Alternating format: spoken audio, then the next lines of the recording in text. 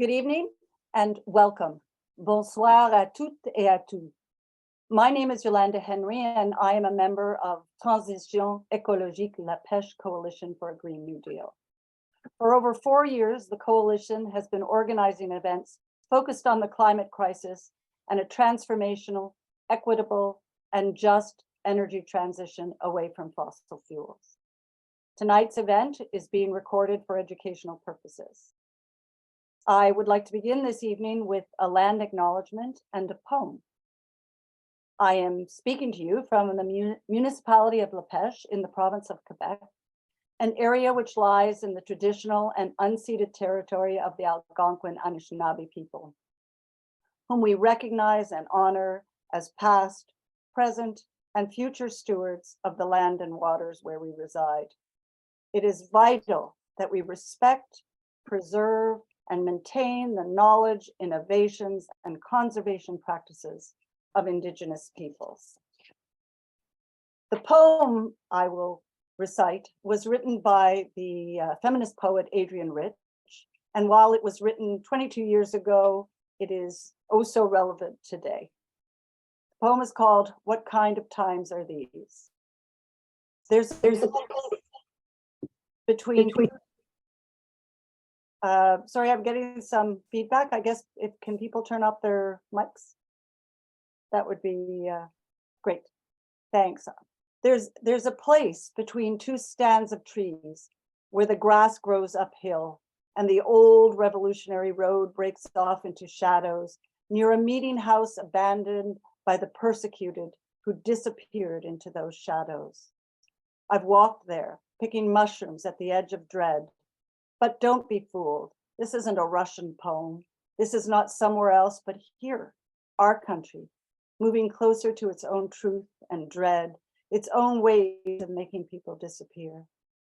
I won't tell you where the place is, the dark mesh of the woods, meeting the unmarked strip of light, ghost-ridden crossroads, leaf mold paradise. I know already who wants to buy it, sell it, make it disappear. And I won't tell you where it is. So why do I tell you anything? Because you still listen.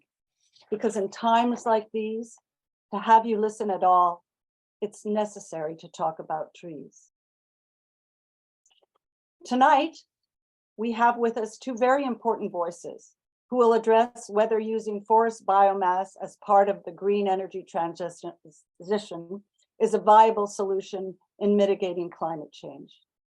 Dr. William Moomaw is a Professor Emeritus of International Environmental Policy at Tufts University Fletcher School, a longtime advocate for sustainable development, and contributor to 5 of the intergovernmental panels on climate change. His current focus is on natural solutions to climate change, and he is a leading proponent of what he calls pro-forestation, leaving older and middle-aged forests intact because of their superior carbon sequestration abilities. Michelle Connolly is the Director of Conservation North in British Columbia. Michelle has a background in ecology and experience crafting and communicating conservation policy. Both our guests were consulted in the documentary films we will show you this evening. Following the films, which should be about 40 minutes in total, our guests will help answer the question, are trees the new coal? We will then be delighted to engage in your questions and comments, and we welcome you to put questions in the chat. So let us begin this evening with the BBC Panorama documentary, The Green Energy Scandal Exposed.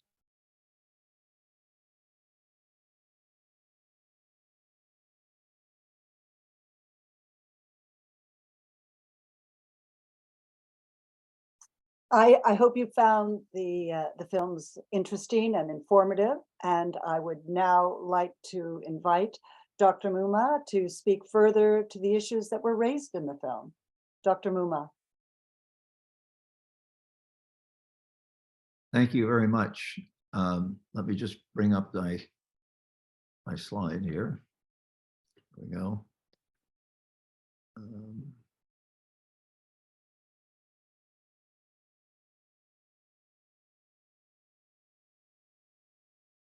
So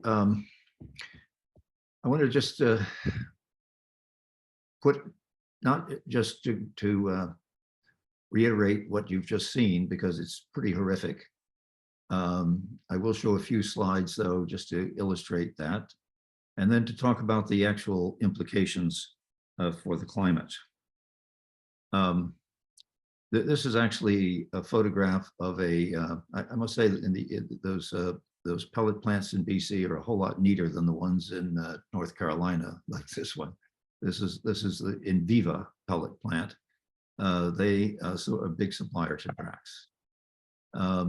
And this is a picture from North Carolina showing an area that was cleared by Inviva to supply Drax. The industry claims are pretty remarkable. Our industry is a critical part of maintaining healthy forests. Wow. To address climate change, it is necessary to replace fossil fuels with renewable energy. That's the UK position, and that's also the European position. The UK got that from the EU, where they have a directive to replace all fossil fuels with renewable energy. I've had interactions with very high-level people in the European Union and in the UK. And when I met with the people in the UK, this is the staff that works on these issues, I explained what the implications were of burning wood. And the chief of staff turned to the scientists they had and said, "Is what Dr. Moomaw said true?" And he said, "Yes." And then the lawyer there turned to me and said, "Dr. Moomaw, you do not understand. If we cannot burn wood to make electricity, we cannot meet our obligation to the European Union to have all renewable energy." Well, they're no longer in the EU, so they could drop that. But anyway, I thought I almost fell over my chair when I heard that. Wood bioenergy is carbon neutral, they claim. Carbon that is emitted now and reabsorbed later has no impact on the climate. That's the claim made. Here's the reality of wood burning. Clear cutting does little to sustain a healthy forest. You saw plenty of examples of that. How much healthier did those forests look after they were cut? It is necessary to replace fossil fuels with zero carbon dioxide emitting alternatives. And as you heard, burning wood is more intensive in terms of the amount of carbon dioxide than coal. And I'll show you an example of that more quantitatively in a moment. If forests do grow back, and there's no guarantee that they will, because those forests may be converted to other land use. When they've been damaged that badly, it will take them many, many decades that we don't have to grow back. So they're all the time that they have taken to grow, there's more carbon dioxide in the atmosphere, and therefore it's warming up more. And so eventual carbon neutrality is not climate neutrality. That's a big difference. The extreme warming that occurred that melted a glacier, the glacier does not refreeze when the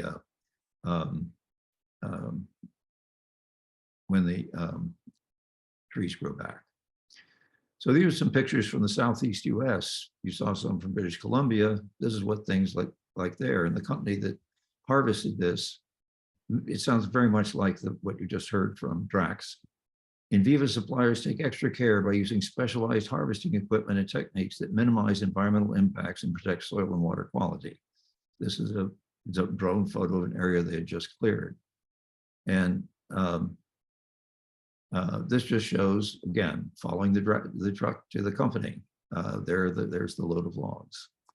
And just to give you an example of, or a quantitative explanation of what happens, this just shows the amount of carbon dioxide used to produce a megawatt hour of electricity. Just don't worry what that is. It's a lot of electricity. And natural gas produces 786 pounds. A new super coal plant in the US produces 1,800. The average fleet in the US produces over 2,000. And a biomass, burning wood, releases 3,000 to produce the same amount of electricity as all of these others do. So biomass is far less efficient than coal. in producing electricity with higher carbon dioxide per unit of electricity than coal. And so let's just look at the implications of that. So the human-caused temperature rise and climate change. You all know this story about how the sunlight comes through the atmosphere. Some of it's reflected to space. Some of it warms up the Earth. That radiates the heat radiates back into space, just as when you cross a black asphalt road in the summertime, you can feel the heat heading to outer space. And these gases trap the heat and re-radiate some of it back up and out, and half of it back down. So that's why the Earth is warming. And this has been known as the basic principle has been known since 1827. And he called Fourier, the French physicist, called it the greenhouse effect, because glass in a greenhouse does much the same thing. It lets the sunlight in, it warms up inside, and the radiant heat can't go through glass. And now we know that that is carbon dioxide in the atmosphere. Today, it would be called the hot car effect. And you always hear about these cases of dogs and children being left in cars, and some of them actually die. So just to give you an example, if the outside air temperature is 27 Celsius, in 1 hour, the car interior can be 52 Celsius, which is lethal. So this is just showing a correlation between carbon dioxide concentrations in the atmosphere, that's the orange line, and the average global temperature year after year. And these are more variable than that line because we have other things going on, like ocean currents that hold more carbon, more heat in the ocean during certain years, and release it, the El Nino years, in other years. So those are the ups and downs you see there. So let's just run through this to see why forests are so important. The burning of all these fossil fuels, coal, oil, and gas, releases about 9.6 billion tons of carbon a year as carbon dioxide. The harvesting of forests, another 1.2, for a total of 10.8. So we're emitting almost 11 billion tons of carbon dioxide. And the remarkable thing is the increase in the atmosphere is just a little over 5. And why is that? Well, it's because the ocean is removing some, and the plants on land, primarily forest, are removing some. And so the way that we can actually halt the rise of carbon dioxide, which is increasing every year, is to reduce the burning of these fuels and increase the removal by the forest. Clearly, burning wood is not helping in that. So what would happen if forests did not annually remove the 30% of carbon dioxide that we emit from fossil fuels every year? Well, this just shows, going back to the beginning of the Industrial Revolution, the level of carbon dioxide in the atmosphere was about 278 parts per million. That's 0.02% of the atmosphere, very tiny amount. And it increased slowly over time. And then after World War II, we finally had direct measurements, and you can see the direct measurements that occur here. And so there's been in 2021, we had added 50% more than was here in pre-industrial times. And what would have happened if those forests weren't removing 30%? Well, there'd be a 50% increase, and it would have occurred to reach our current levels back a little before 1960. And if it had been here, if the forests weren't doing their work, we would be up here at 542 parts per million. We would have been cooked long before. So the important point I want to make is that older forests of big trees hold more carbon. These are some forests in the area where I live, which has been harvested ever since the British Puritans landed in what is now Massachusetts 400 years ago. And so this land has been cut over a great deal. There's 3 million acres of forest in Massachusetts, and only about 1,500 of those are primary forest. But these are really impressive secondary forests, forests that have grown back. our forests in British Columbia and in Eastern Canada and in the Northeast United States are among the most resilient in the world. And even when they're damaged, they can come back. Now, of course, these trees are 150 years old, so they don't come back quickly. And so how do we get big trees? This is a big tree, as you can see, one of those that I showed you before. We let more of them grow. That's as simple as that. And we talk about planting trees, and I'll show you in a moment that that's a good thing to do, but it doesn't work like letting existing trees, like existing forests, continue to grow without harvest to reach their potential for biodiversity and carbon accumulation in trees and soils. And the larger trees accumulate the most atmospheric carbon over time, and they store it in the wood of the trunk, the limbs, and the soils. And the wood, the dry wood in a tree is roughly half carbon. So when you're seeing a big tree, remember, half of it is carbon.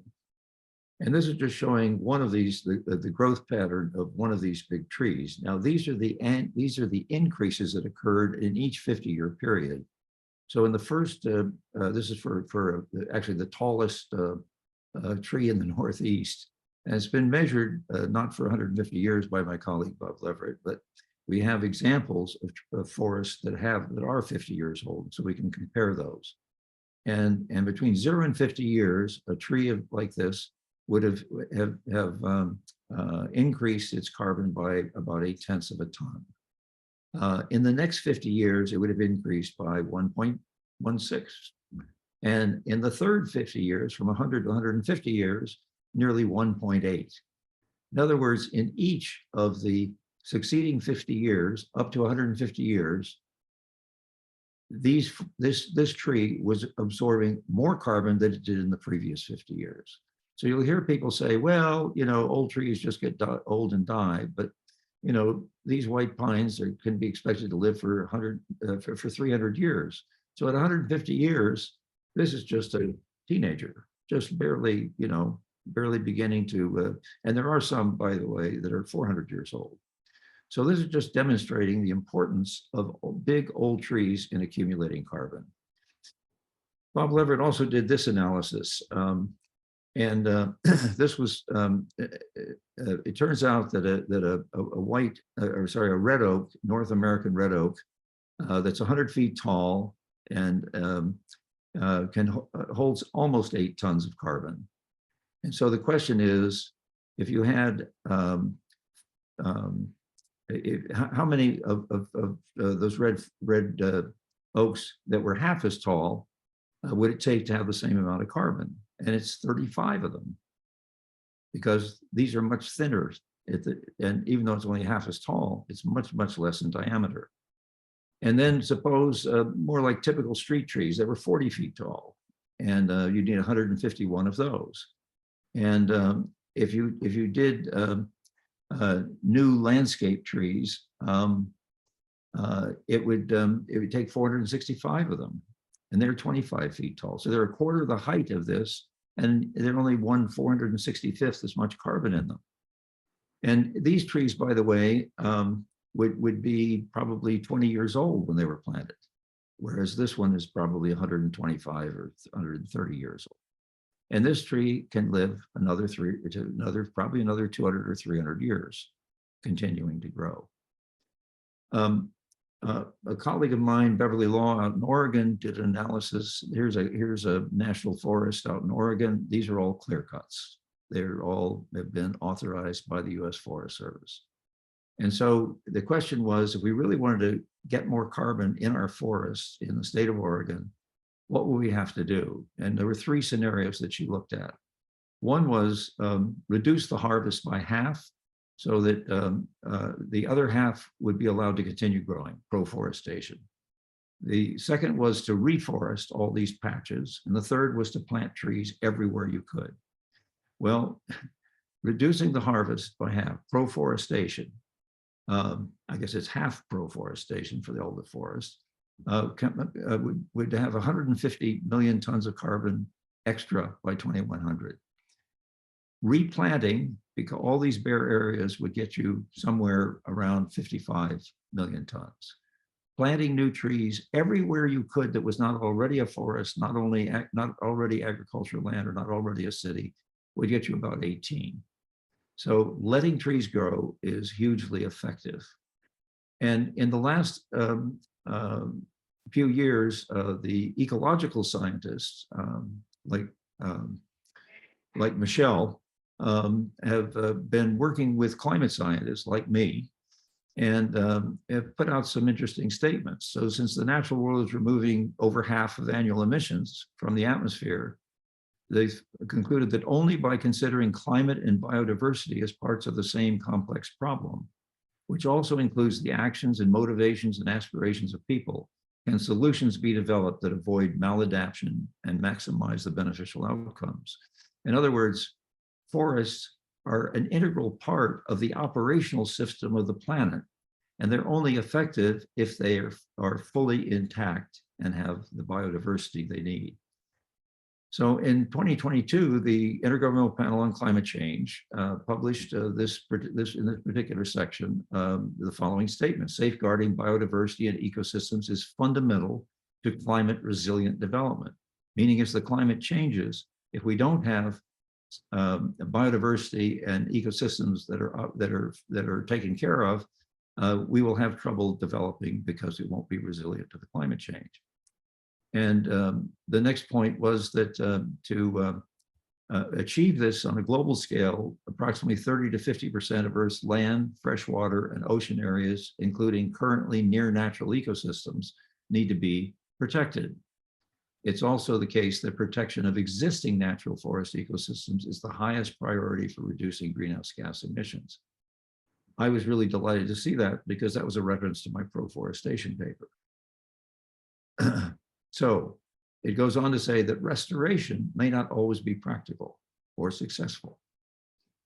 And so what do we need to do? We need to both prevent additions of carbon dioxide by transitioning to zero carbon energy systems and accumulate more carbon in forests. 16 years ago, I moved into this house, which we worked with an engineer and an architect and a builder to build. It's a high performance house that uses just 20% of the energy of a code built house. And it produces from its solar panels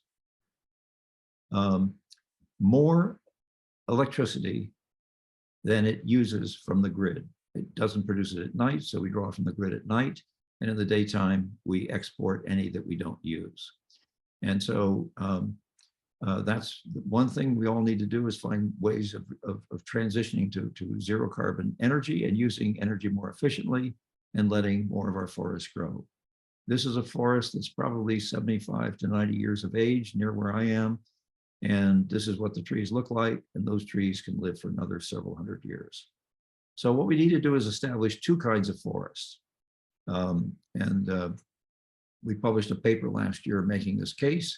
And we just published another version of it on a website called The Conversation that we just came out today. And I sent Nathan a link to it, which he can share with you.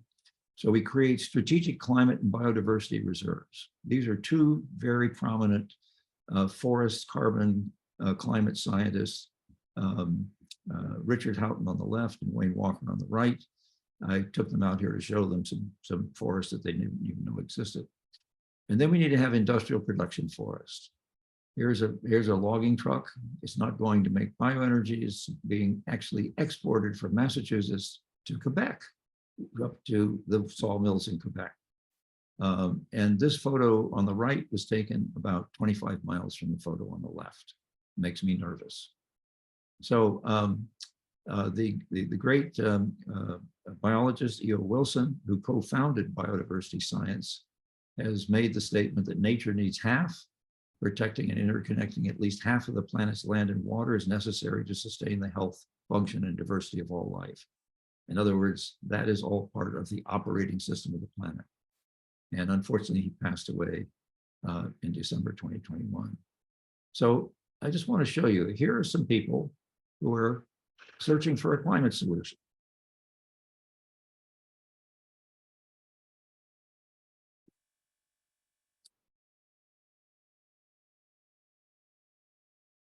If they look up, a major climate solution is growing in plain sight. Let's let our forests grow. Thank you. Thank you so much, Dr. Moomaw, for that incredible, insightful presentation, sharing your expertise with us, really engaging. Thank you. I would like to now turn to Michelle Connolly, who will, BC Director of Conservation North, who will make her own presentation. Thanks, Michelle. Thank you. Can you see it now? Yes. Okay, great. Okay, so I'm Michelle Connolly. I run Conservation North, which is a 100% volunteer-driven community group based in North Central BC. We've been active for about 5 years. I'm a forest ecologist by training. My specialization is forest disturbance ecology. And I've spent the last 8 years working in the climate solutions field, first for a research funding agency, and then working with First Nations communities to basically do better forest management. So I'm going to talk about what primary forests are, why they're important, how pellets are a threat to them, and how to see through some of the prevailing language of the industry and the government and the people involved in it. So we're about 9 hours north of Vancouver by car, a few hours west of the Rocky Mountains, and our group is based in the territory of the Lheidli people. So what is a primary forest? A primary forest, we use the Convention on Biological Diversity definition. It is a forest that has never been logged and has developed following natural disturbances and under natural processes, regardless of its age. So primary forests look like all these things. These are kind of, these are what the primary forests around here look like. Sometimes they've been burned, had a beetle outbreak, a defoliating insect outbreak. These are all normal ecological processes in all forests. All natural forests have disease, death, and decay, and they are complex ecosystems that are full of life and interactions between living and non-living things. So the latest research is showing that about 20 to 30% of Earth's primary forests still remain, and that number is around the same for BC, British Columbia. And our group's objective is to protect what's left of the primary forest in North Central BC. So these photos show a very small subset of the species that depend on the existence of primary forests in my region. This slide was prepared by someone who was a big bird nerd, so that's why there are a lot of birds on this slide. I love all wildlife and all life forms. I'm a bit of a biophile, like E.O. Wilson, I guess. He's a big inspiration. So here, primary forests are actually about 10,000 years old. And what that means is that the natural cycles that build up soils, accumulate rare species over time, interact with the climate and with other living things, all of that's been happening for about 10,000 years. So about 3 years ago, we were exploring an area of rainforest, primary forest, about 45 minutes east of where we live. And we discovered an area that had been flagged off with the name of a pellet company. So Pacific Bioenergy, or PBEC. That's where our story here with pellets began. So this forest is still here and we're grateful for this. And that's partly because we made a massive public fuss about what was about to happen. So I'm just going to talk about what the science says. So I might kind of cover a little bit of what Dr. Moomaw covered. So from a carbon perspective, there are two major problems with logging natural forests for pellets. The first problem is that the carbon that's released when those forests are logged. And then the second problem, of course, happens when they get burned. So in addition to being places of tremendous biodiversity, primary forests are among our biggest natural repository of stored carbon. Carbon is within the tissues of everything you see in this photo, the living and dead tissues of all the trees standing and fallen. It's in the forest floor and it's in the soil, which is a reservoir that is getting a lot more research attention now. So when you log a forest like this, half of that ends up in the atmosphere right away from the disturbance to the soil, the newly dead and decaying material. Logging natural forests releases large and unrecoverable amounts of carbon from plant tissues and soils. This is what standard practice logging looks like in British Columbia. The plantations that replace natural forests will never pull back from the atmosphere what was put out by logging in the first place. So natural forests store more carbon than plantation forests due to complex stand structures and the accumulation of carbon below ground and in the forest floor. And these features take centuries to emerge. So on the left here, you have your regular lodgepole pine plantation in central BC, and on the right, you have a more mature plantation. They're both plantations, and they have very little in common with the original forest that was there. So again, we know that up to 3/4 of, sorry, I'm going to repeat this. So logging releases, again, large and unrecoverable amounts of carbon from plant tissues and soils. And industrial forestry generates emissions through the loss of carbon stored on site, the foregone sequestration of clear-cut lands, the decay and combustion of the slash or the waste that's left behind, and sometimes from the application of chemical herbicides, pesticides, fertilizers, as well as soil disturbance, the transportation, and the operation of equipment. So as we know, up to 3/4 of the carbon stored in trees and soils of a primary forest is lost when that's industrially logged. So it incurs a carbon debt that will not be repaid for centuries or millennia, if ever. The second growth stands that replace the primary forest don't begin to store carbon for 2 or 3 decades, so up to 30 years, and may take more than a century to reach the storage capacity of the primary forest that it replaced, which means that the atmospheric levels stay elevated for that period.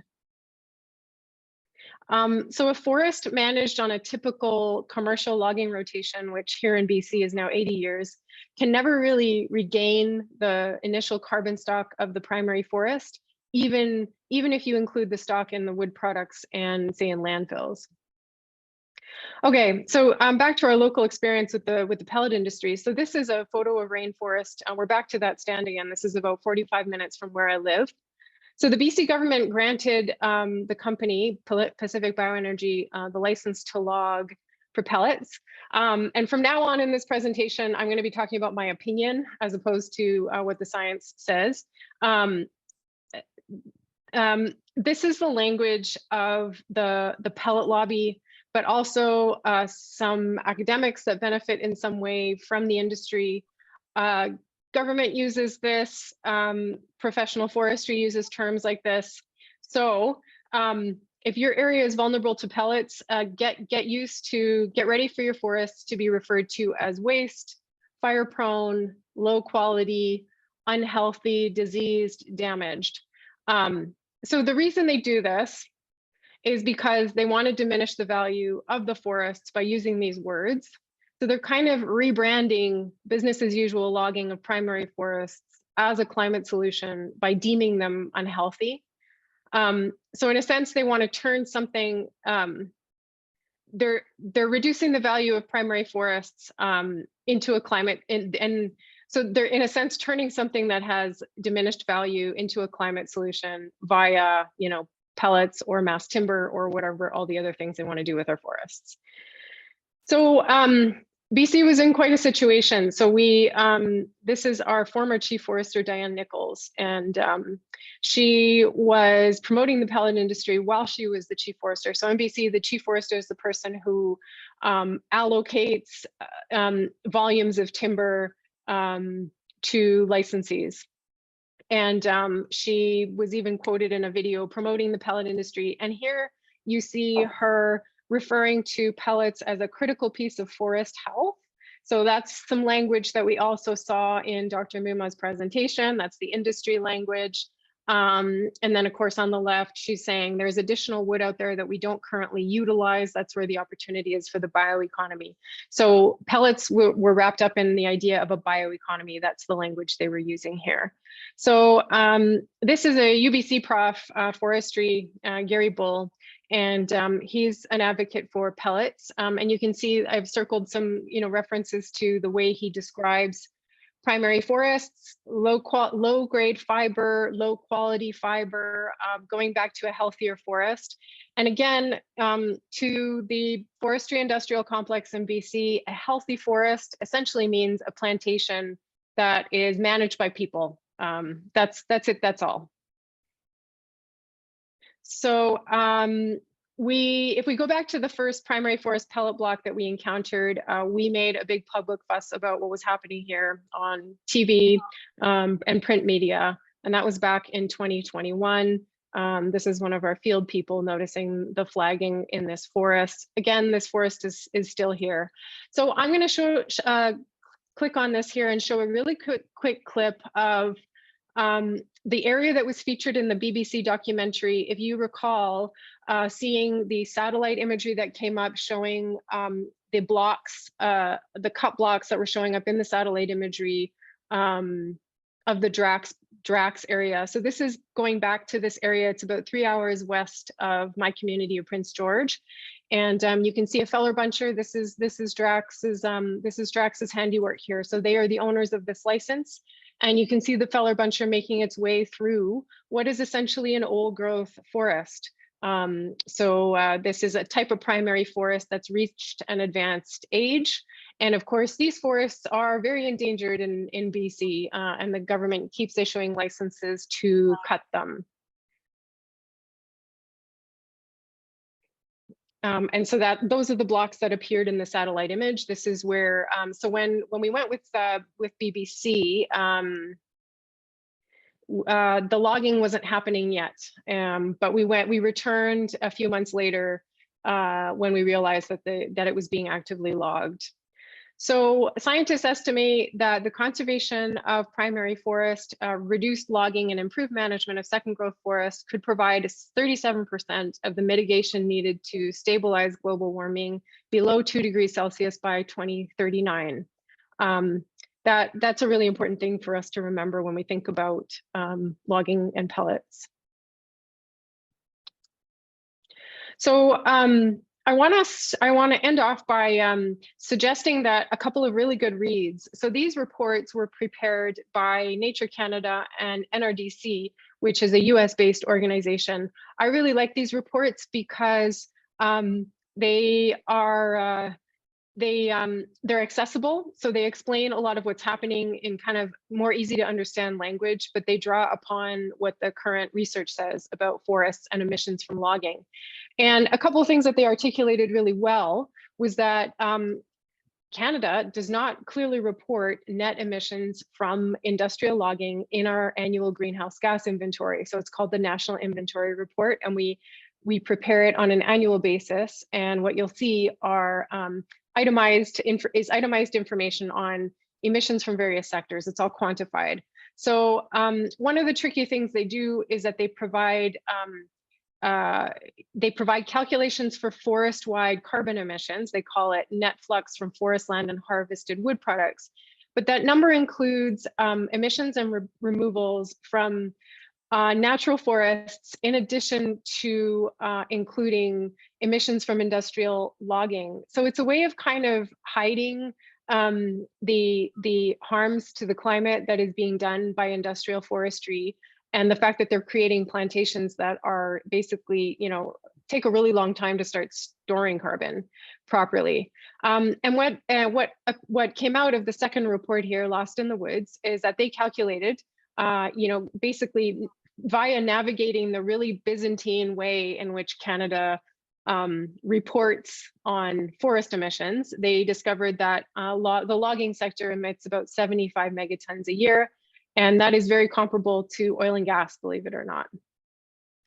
Okay, so I'm gonna offer some really unsolicited advice just lastly here, which is that one of the things I've learned from my years of being involved in kind of forestry and forest ecology is that you need to take what comes out of the forestry industrial complex with a huge block of salt, in part because they speak in euphemisms and half-truths, not just about carbon, about biodiversity, about everything. We need to end public subsidies to logging, forest-based biomass, and also the wood pellet industry. And of course, we can't let any more new pellet plants get built.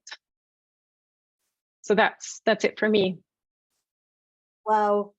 Thank you so much, Michelle. That was, again, another fantastic presentation. And I think we all value your perspective as an ecologist, a conservationist, and flagging the greenwashing that goes on by both government and industry.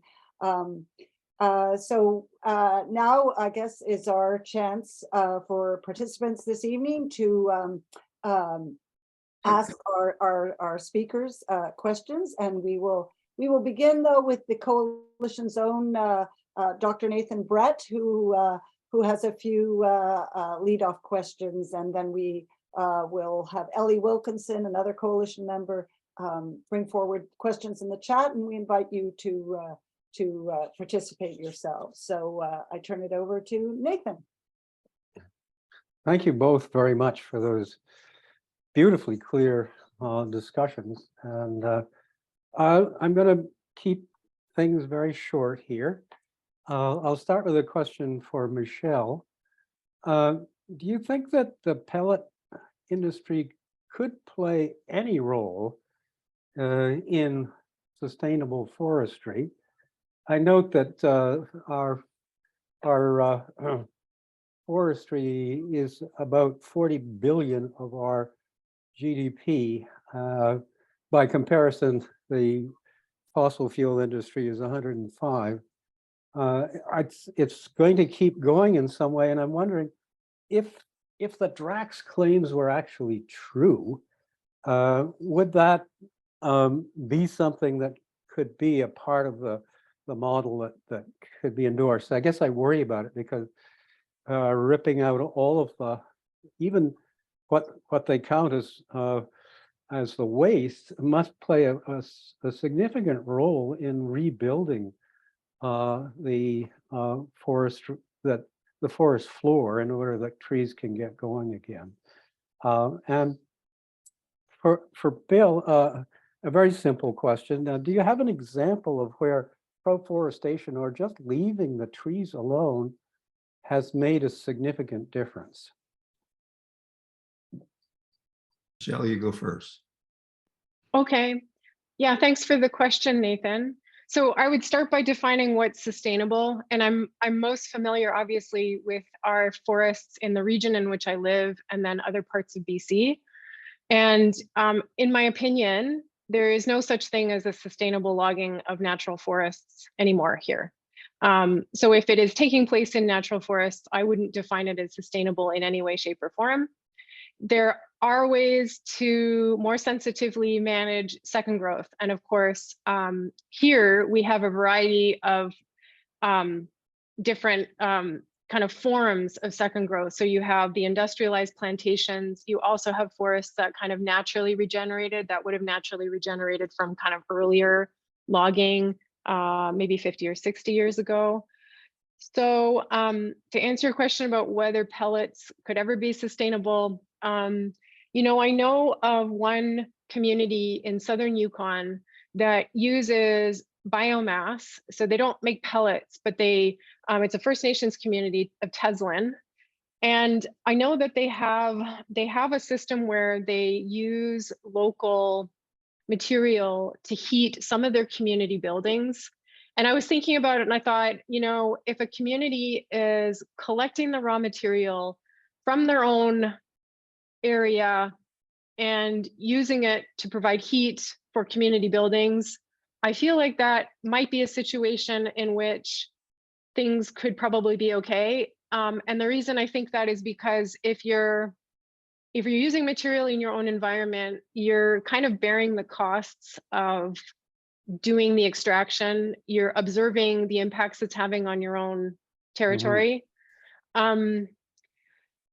Industrial scale logging to feed electricity plants overseas will never work.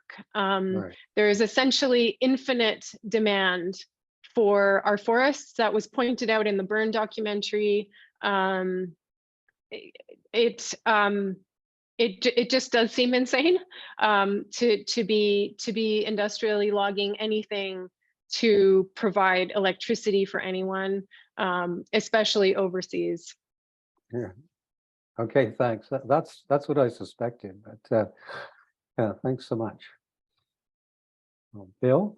Yes, I'd add one other thing to what Michelle said, which is all true and well thought out, and that is that the argument that's made for isn't it better to be burning something natural than fossil fuels? It's just based on a huge misconception. I mean, it goes back to this fact that we've been thinking of forests as an exploitable resource for hundreds of years, if not longer, and it's going to take a real shift in thinking to realize that it's important for essential, not important, essential to the operation of the planet. And the fact that Michelle, correct me if I'm wrong in this, but one of the greatest inventions of all time was 300 million years ago when trees were invented. Yes. And we didn't even, we didn't get the benefit of it until we really realized the benefit of it. And except in the last 10,000 years, when we've had this incredibly stable climate that's been really fundamentally kind to all of us. You asked about a success story. Let me, if I could share my screen. I have I found another slide here. If I can, I think I can show this quickly. Let's see, it's, all right, there's the screen. And let me see if I can pull this up.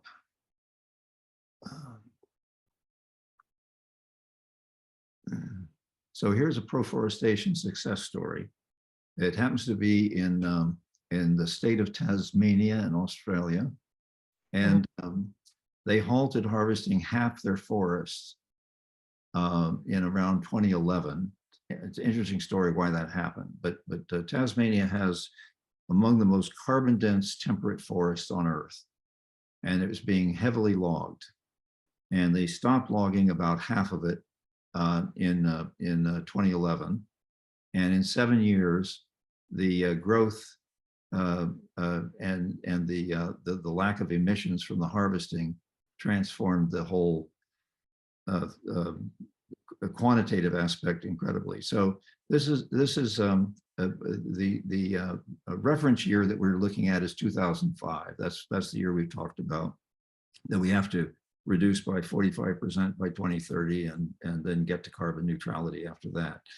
And so 2005, the green represents these different sectors: transportation, industrial, agricultural, waste, and from forestry. This is land use change in forestry, but primarily forestry. And what you can see is that that's an emission of about 10 million tons of carbon dioxide per year. And what's remarkable is the orange in 2018 is minus 12 million tons of carbon dioxide per year, just by proforesting half of the forest, if you like. And that's just a really, it's the best example we have where this transformation takes 7 years is all it took to make this difference. So yes, proforestation works. And as Michelle was saying, the Canadian government doesn't count emissions from harvesting. The US government doesn't either. And in the US, in a very interesting paper published by the US Forest Service, it showed that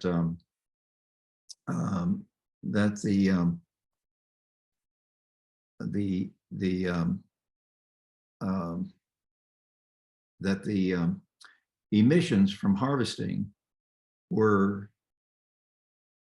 6 times greater than from all other sources, including fire, insects, wind, disease, and land conversion. And I took that paper and I examined it and did the calculation. And the emissions from harvesting in the United States are comparable to the emissions from all the buildings in the United States every year. Wow. Not counting the electricity. This is the heating and all other aspects. So this is not trivial. And so by not cutting, you avoid those emissions and you allow those trees to keep growing. And that combination flipped Tasmania into the plus column for the first time, or I should say into the forest being a complete sink rather than a source of their emissions. Great, thanks so much for that. Okay, people should use their hand raise function if they want to raise a question, or put a question in the chat. Thanks again. Okay, well, we have a couple so far. Brett Toms is asking whether logging for pellets could be a viable industry in the Udaway or in the eastern forests in general. In other words, could this happen here in our region? I don't see why it couldn't. Yeah. Michelle, what do you think? Is there, there's no reason, any place there's a forest, you can have this industry. There's a big push to do this in the New England states. And the state of Maine actually developed a number of these. Burlington, Vermont has had a wood burning electric power station for quite some years. And originally in Massachusetts, we defined burning wood as renewable. And finally last summer, the legislature passed, the governor vetoed, the legislature passed again over his veto. And we banned the paying of any, first of all, of counting burning wood as renewable. It can't appear in the renewable portfolio standard, and therefore it cannot get subsidies. And so that really puts an end to it because there aren't subsidies. By the way, burning wood to make electricity is more expensive than anything except nuclear power. Wow. We're hoping to come back to these questions about Quebec, but just one comment on that. This government does plan to include to boost its pellet industry by at least 50% by 2030, and it'll be subsidizing it in the process. And it already is the second biggest exporting province for pellets. I've learned from some people kind of in the labor world that their main concern with the pellet industry is that the number of jobs it produces does not compare to other forest industry jobs, so sawmills, pulp and paper, that kind of thing. From my perspective, I have a more kind of holistic perspective than just the jobs. Jobs are very important though. And some of the concerns I've heard is that the pellet plants do not necessarily have a lot of people working in them. Yeah.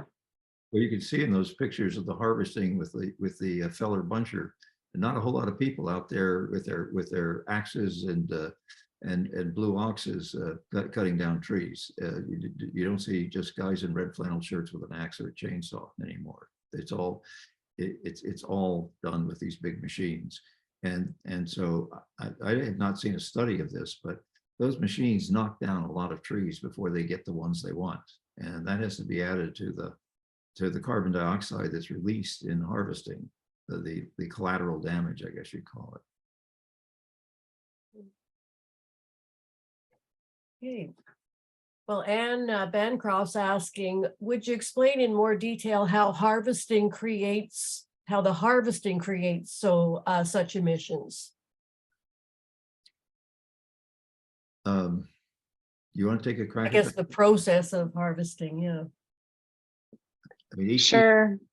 knows something about it. Go ahead. Sure. So the process of logging involves the building of roads, which disturbs the forest floor and the soils. And of course, those soils in the forest floor have a lot of carbon in them. And when you kind of open that up or disturb them, you get that carbon leaving. When you extract lumber from a forest, you're leaving behind a lot of garbage. So traditional logging only typically uses some part, a certain part of the tree, the bole. So they're often cutting off the root systems and the branches. So that's the stuff that doesn't normally get used in, for example, a sawmill. And that would have been the kind of thing that in BC here, the standard practice is to pile that up and then set it alight. So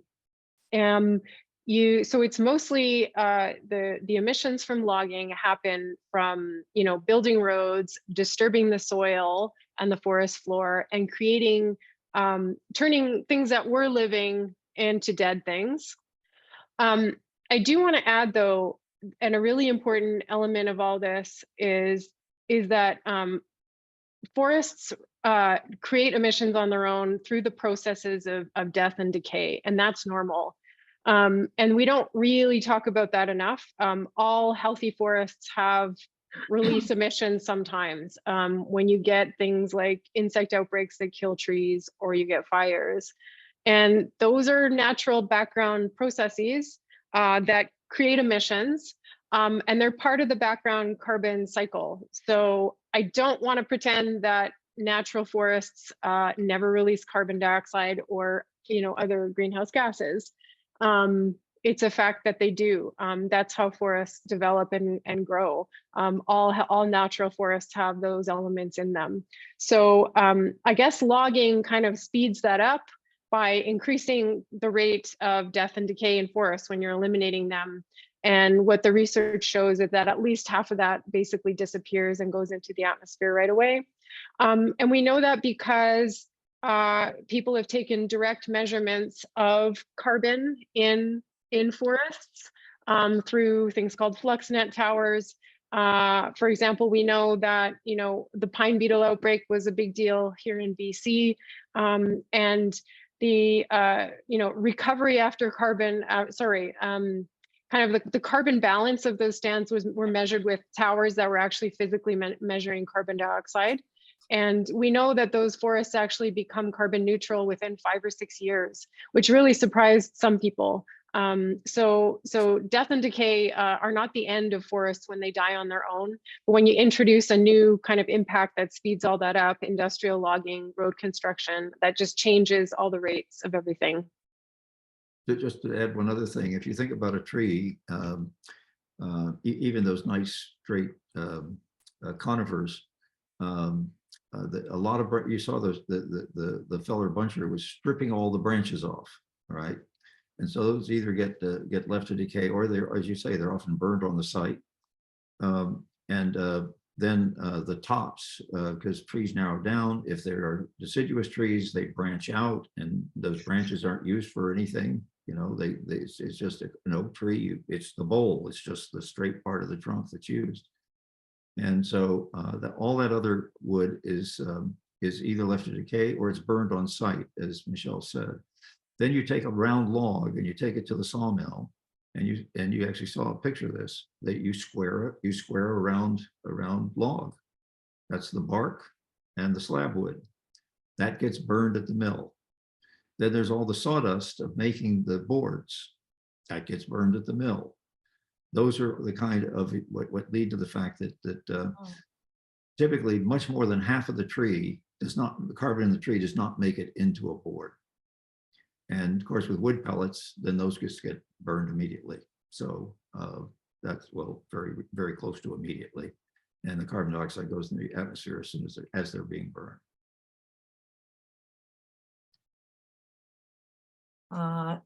Our Ilsa from our global Pêche Global Forest Initiative says that although the global forest always makes it clear that reforestation is an investment in the future and cannot be counted as an offset, how does the 2 billion tree program in Canada fit into a genuine climate crisis action?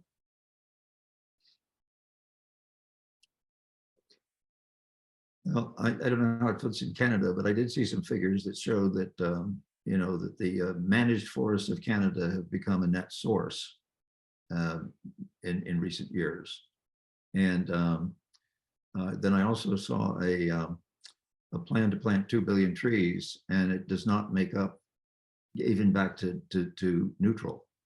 In other words, you're not going to even get back to not emitting anything from the forest because it's already in such a deep hole of more emissions than removals.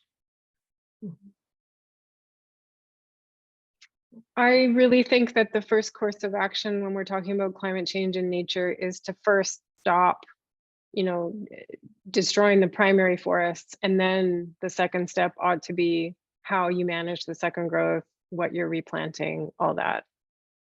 In a sense, forests replant themselves. You're speeding it up by planting.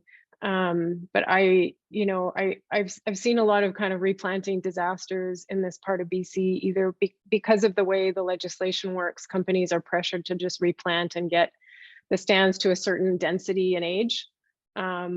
And so it's been prioritized just to have something there that grows fast, and that's not good enough. You're not considering the ecosystem the way we should. So yeah, it has to be about the ecosystem as well as carbon. There's another great study was done a few years ago by Susan Cook Patton, who measured the relative effectiveness of natural reforestation compared to managed reforestation, and it turned out that I think that after if I remember correctly, after 30 years, the natural regenerated forest had 30% more carbon in it. I mean, it just says you're doing a better job, and that's because, and probably in all likelihood, it's a more diverse forest. If nature decides where a tree goes and is successful, it's because it finds the right place. And when we just do it, we do it in neat little squares that may have nothing to do with what's the right place to put each tree. And then the trees themselves of different species interact with each other. And again, biodiverse forests have more carbon than less biodiverse forests in many cases. So there's just a lot of reasons to let nature decide what to do. Many of us have wood stoves still or enjoy fires. And Anne Winship asks, I've been trying to spread the word among friends that firewood should be reconsidered unless it's selectively logged. Have you tackled this topic? Yes. and when we had a heating failure in the house, we have a little wood stove in our guest house, and that was very handy to have. And the thing about home heating, I mean, for many low income people, this is the only way they can heat their homes and afford it. And I think that's they use their own labor. They don't have to pay a lot of money to buy heating oil or gas or electricity.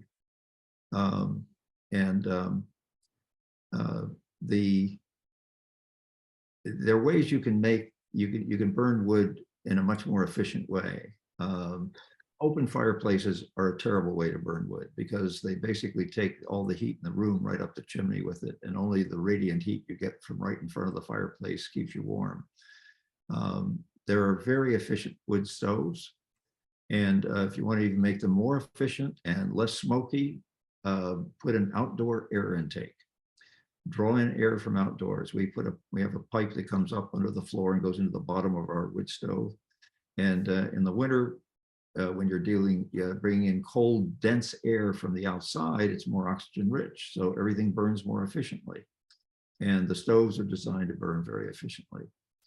The other thing is to use as much deadfall as possible rather than going out and cutting a fresh tree that's not going to grow anymore. If you've got one that isn't growing anymore because it's dead, dead wood has certain ecological functions too, but they're not quite as significant as important as those of living trees. So I don't know about where you are in Quebec, but around here in Massachusetts, I mean, I could pick up more wood in the forest around me than I can ever burn in my lifetime. It's just lying on the ground. Those are just some things. And the other thing is to have a very efficient dwelling, so that the heat isn't just leaking out. And people say, well, what about the smoke and everything? Well, if you have an outside air intake, you don't get smoke, and you don't take any air out, and you don't cause any problems with the air in the room in the building. So those are all things that can greatly reduce the impact on forests of burning wood. And there is something, I don't know, maybe it is primeval in our character that we find sitting near a crackling fire in the cold winter to be a very satisfying thing to do. But don't let the aesthetics run away with the whole game, I guess is what I'd say. Neil Faulkner's wondering, Norway and Sweden share a similar climate and similar forests. Is there anything we can learn from their long-term use of forests for industry, nature, community heating, and society in general? Well, remarkably, Sweden is the bad boy of forestry in Europe. We think of them as being very progressive in many ways, but when it comes to forestry, they are holding up the European Union from getting off of burning wood. Huh. The European Union is beginning to realize that this mandate to have a renewable energy economy rather than a zero carbon energy economy is beginning to take place. And in December, I was invited to testify before the European Union Parliament about this. And it was it was a stacked hearing. I mean, it was all people who said they had to get off of it, but they all had a different experience and different backgrounds and different information about why that was a good idea. And I was very impressed with the legislators I met, who were really committed to doing something about it. The person who's heading it all is a former environment minister of Finland. Finland is also blocking things, but he is leading the charge to halt the use of burning wood and getting credits for it, subsidizing.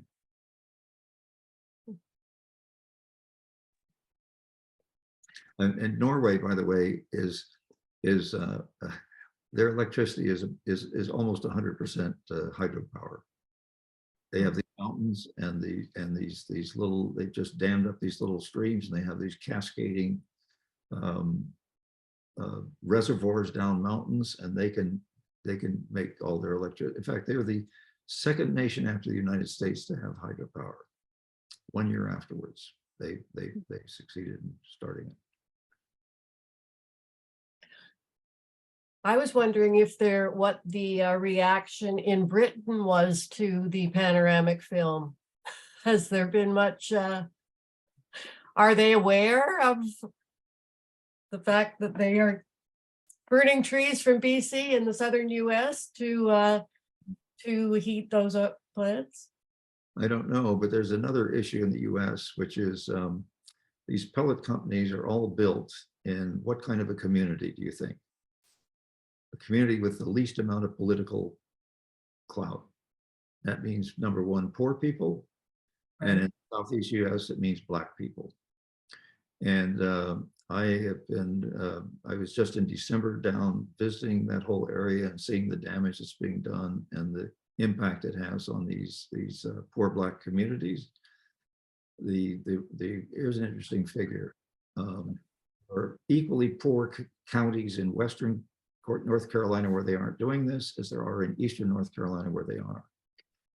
The disease rate of everything from respiratory diseases, all kinds of things in the Eastern counties is 3 times worse than in those other poor counties.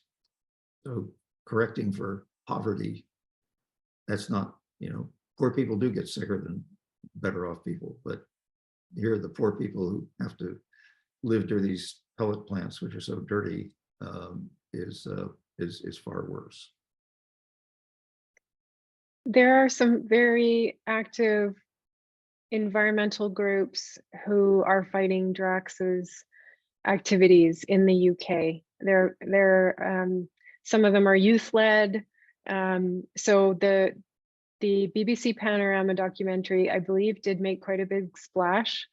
And actually the CBC documentary, you will have seen that they interviewed, you didn't show that one tonight, but called The Big Burn, and they interviewed some activists in the UK who are fighting the industry and fighting drugs.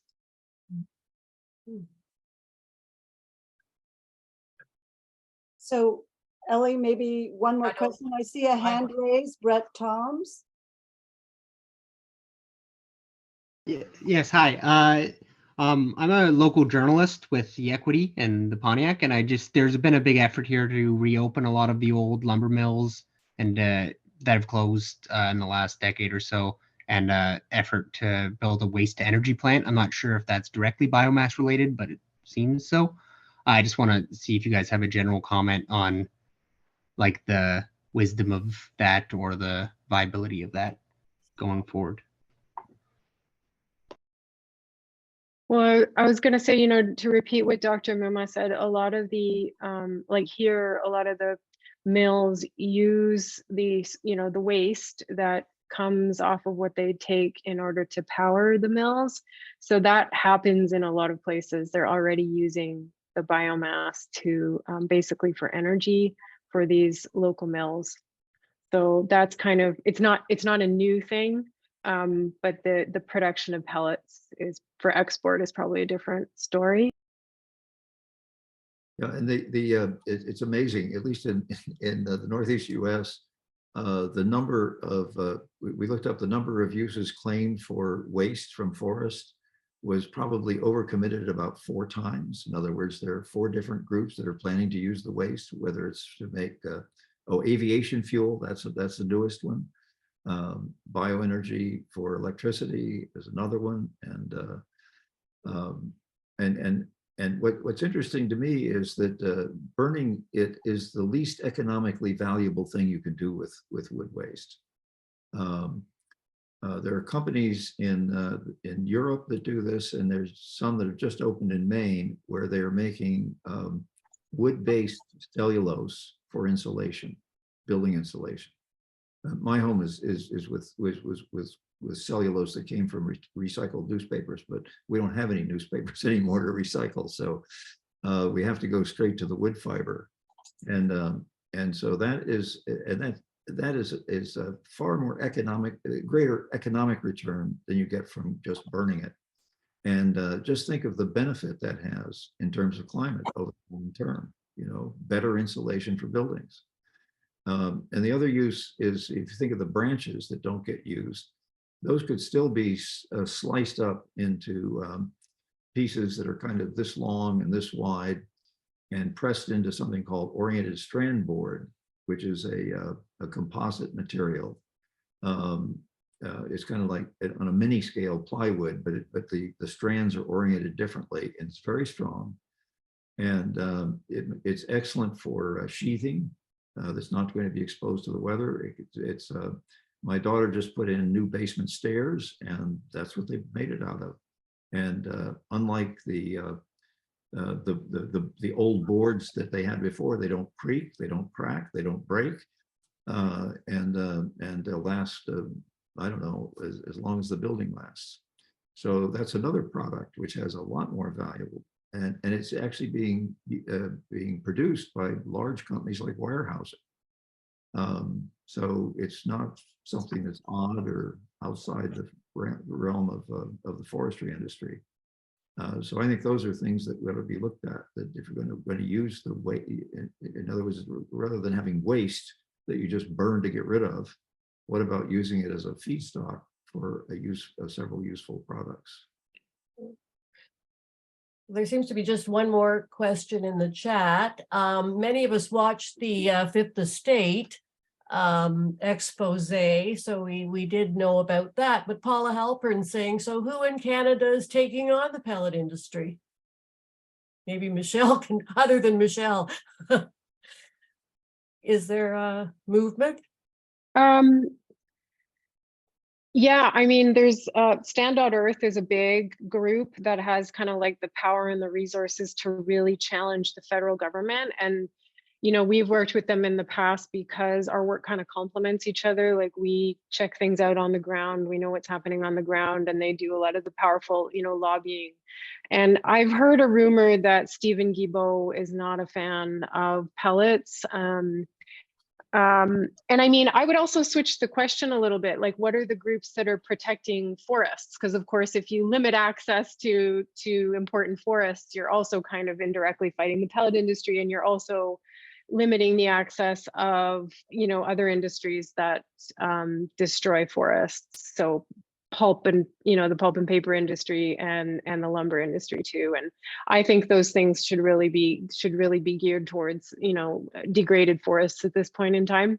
So yeah, there aren't a lot of groups really. And I am actually not aware of any. Well, actually, I think Alberta and Saskatchewan are also provinces that are receiving attention from the pellet industry, but I don't really know what's going on in those places. So it could be that there are community groups fighting it there as well. Could I just make one final comment? I don't know if the rest of you, but were any of you shocked at the level of outright lies that are being told on behalf of the industry? I mean, to me, it's always been extraordinary. And I don't know if you saw this or not, but there's a news organization called Mongabay, and they published a piece just a month ago or so, where a high-level person at Enviva, which is the other pellet making company that sells to Drax, a high-level executive there quit and just told all. He said, everything we've said is a lie. I mean, direct statement from the executive in the company saying that these statements we're making about we only use sawdust and blah, blah, blah. He said, absolutely untrue. In other words, would contradict what the Drax vice president for sustainability or whatever his title was saying. And why the public doesn't get angrier about, these are about the most blatant lies I've ever heard from corporate world. Well, I guess the oil and gas industry is right up there, and the coal industry. But this is every bit as bad and probably worse than the fossil fuel industry. It's just stunning that they've been able to just keep saying these things, and our governments do nothing, right? We finally got our state government to do something. I think we really need to work at whatever level will work to try to counter the falsehoods that are being put forth. Well, I would suggest that that's really difficult because, when I watched the BBC documentary, I actually felt a little bit sorry for him because I knew that he's getting information from academics in BC, and he's getting information from professional foresters, and that's the language they talk. They call what they're doing sustainable. So the lies, in a sense, are getting fed to him by people that should know better, who are familiar with the system here. So it's a whole edifice built atop the lies of basically professional forestry, academic forestry, and the government, and of course industry. Like they're all working together to create this story around biofuels and pellets. And obviously Drax is somewhat responsible for that, but they're being told they have a chain of a web of interests here that are producing that information for them. So the people working here, I think, are very much to blame as well. And that's who my group is aiming for, is of course the BC government. They're the ones issuing the licenses to the pellet companies. The foresters doing the layout are implicated in this as well, I think. So there are a lot of people that are involved in this. Yeah, and I hate to say this, but some of the universities with their forestry department schools and so forth are this.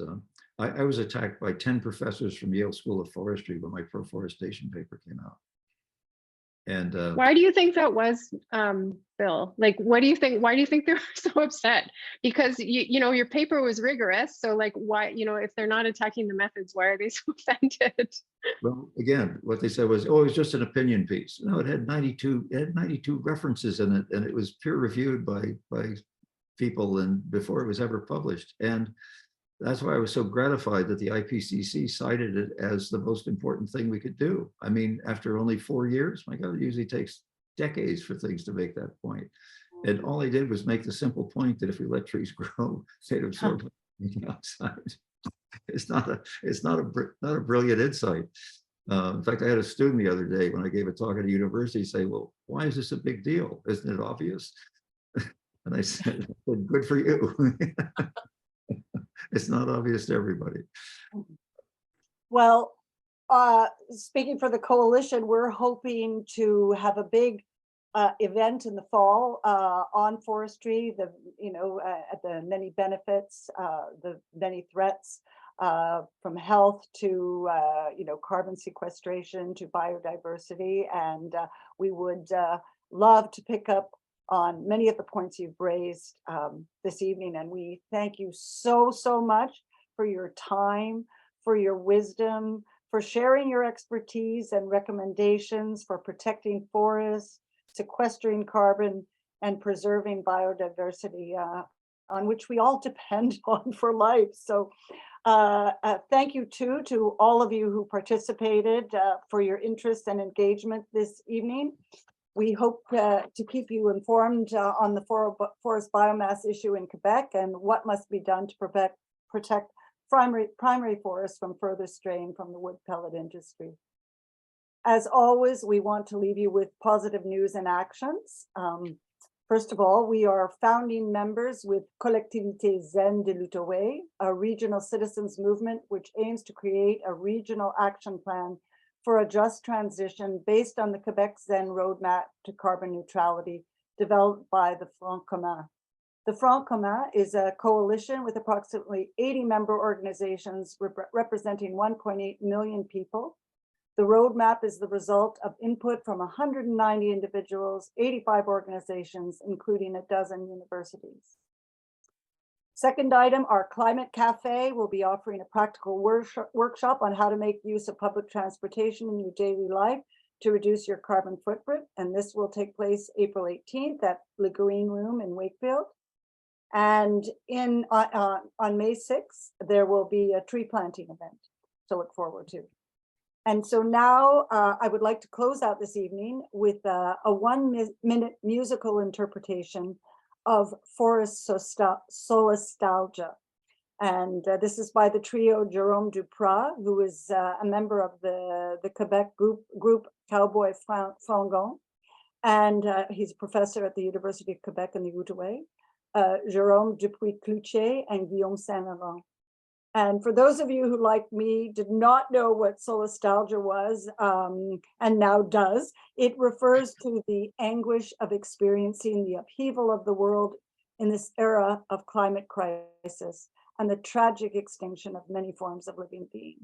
So thank you and good night, and I hope you enjoy this piece of music.